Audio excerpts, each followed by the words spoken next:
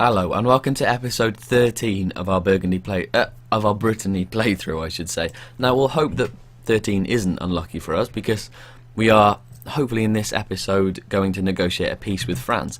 Now this shouldn't be too hard as we have, well, we've pretty much beaten them back. The worst thing with France is the initial assault when they have a huge stack of say 30-35 people. We are now going to try and clean up these guys, although that may have been an extremely stupid move.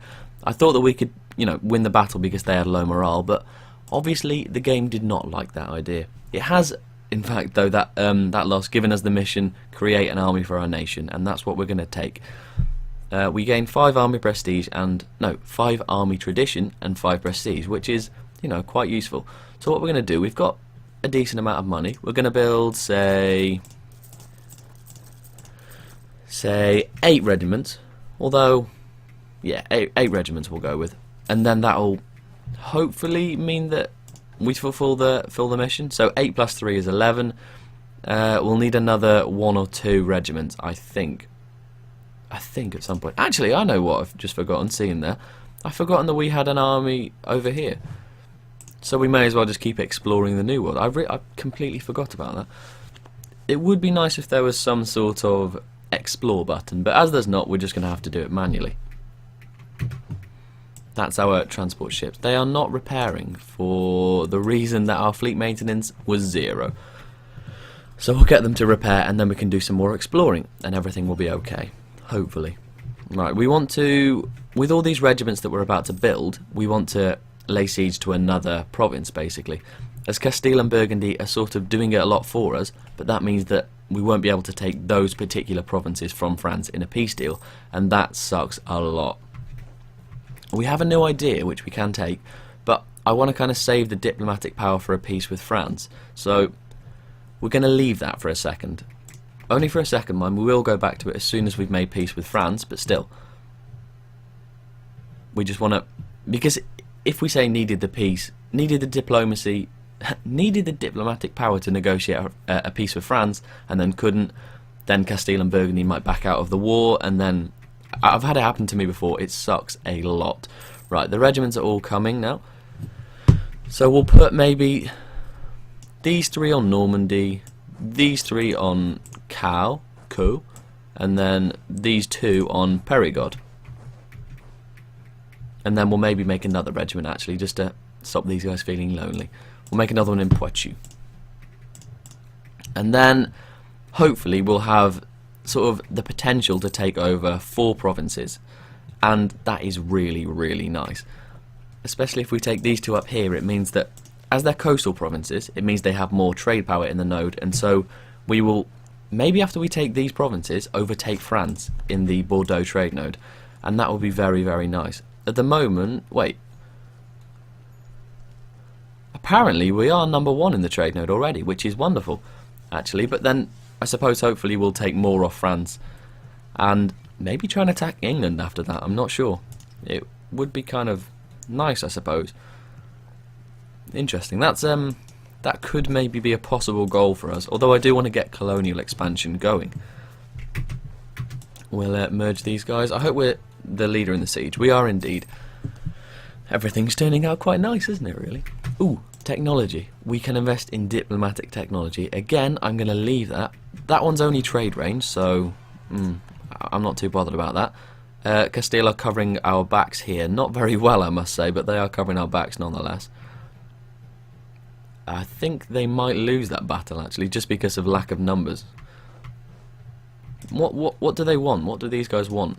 So they want independence for Orleans. We may even give them that eventually. France are exceedingly stupid. They attacked that rebel regiment with, less than, well, about 1,000 people. Very, very silly, but that's fine. Now, we have a mission, accumulate money, and we need 95.9 gold, and that should not take long, really, and we'll gain 10 prestige, so that's, again, a no-brainer, that mission to take. The Battle of Caux, we won. I didn't realise there was a battle. Castile covering our backs, like I say. Good guys, they are very good guys. This army needs to move into Périgord as soon as they've finished with their shattered retreat, and then they can back up these guys. I can't see France coming back from this, really. They don't have anywhere where they can, build enough regiments to really take us on. We have an event, Sickness of King. Henri I has fallen ill and cannot handle all aspects of ruling Brittany for the time being. How shall we handle this? We could either get plus 5% production efficiency or plus 5% trade efficiency.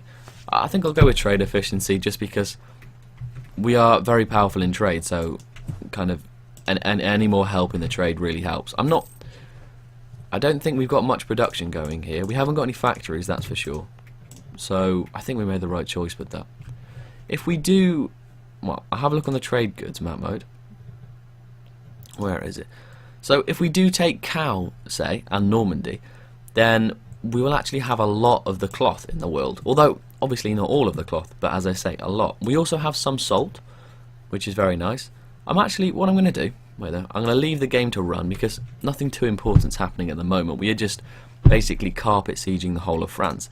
In the ledger, if we go on trade and trade goods, then it shows who is winning. Oh, no. Yeah, well, who is winning in the trade goods race, sort of. So this is it, strategic goods. Oh god, what's happened? Oh, that was interesting. Okay. Sorry, I pressed the Windows key. Whoops. Right. So this strategic goods map mode shows, say, for grain. Now Ming is the leading producer, so they get land force limits plus 10%, which is actually very useful, and it goes for all of these goods. Now cloth, as I say, reduces mercenary maintenance by 25%. Again, very, very nice. Salt, land maintenance modifier, minus 10%. So we are actually the production leader here.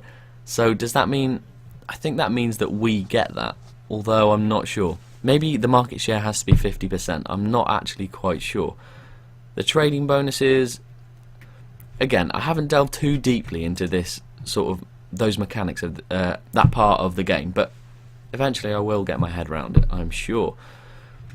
We are doing really well, actually. I'm quite surprised. We're going to move, we're going to move that navy into the Straits of Dover, and then that will speed along these two sieges.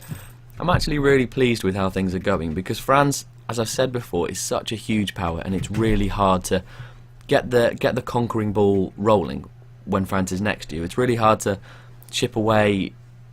You have to do it very, very slowly usually, but I was quite lucky in the fact that Burgundy and Castile were very, very helpful in my wars. I am forever in their debt, of course, until I stab them in the back and take their provinces, obviously. Now, I'm going to end the episode there. As I've said in the comments, my internet's playing up a little bit at the moment, so it's kind of a bit risky uploading videos. They might start over and things. So thank you very much for watching. Next episode, hopefully we will negotiate a peace with France, and I'll see you then. Goodbye.